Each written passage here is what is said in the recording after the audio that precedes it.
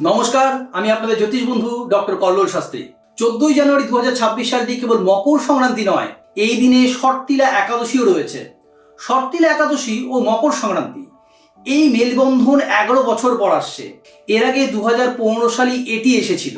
মকর সংক্রান্তি হলো আপনার কর্মের নতুন দিগন্তের দিন, নতুন সূচনার দিন।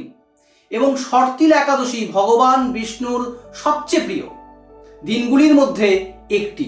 আর কি অপূর্ব মেলবন্ধন! আপনি যদি এর পুরো সুবিধা নিতে চান, নিজের কর্মে রিসেট করতে চান, খারাপ কাজগুলি শুধরে দিতে চান, ভগবানের শক্তির সাথে যুক্ত হতে চান, তাহলে সকালে উঠে জলে সামান্য সাদা তিল মিশিয়ে স্নান করুন। ভগবান শ্রীকৃষ্ণের বা ভগবান বিষ্ণুর মন্দিরে যান, সেখানে তিল ও গুড়ের ভোগ লাগান। বিষ্ণুর সহস্র নামের মন্ত্র পাঠ করা এই দিন আপনার জন্য অত্যন্ত শুভ বলে মনে করা হয়। এবং এই দিন সকালে যদি আপনারা স্রোতবাহিত নদীতে গুড় এবং সাদা তিল আপনারা ভাসিয়ে দিতে পারেন, তাহলে খুব ভালো। আপনাদের যে কোনো একটা মনস্কামনা নিয়ে এটি করুন।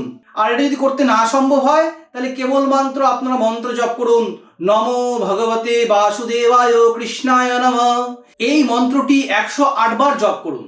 এই মন্ত্রটি জপ করা শুধু ভগবান বিষ্ণুর শক্তির সাথেই যুক্ত করাবে না, বরং মকর সংক্রান্তির পুরো সুবিধা আপনার শক্তিতে পৌঁছবে। মকর সংক্রান্তির দিন এই ক্রিয়াগুলি আপনারা করুন।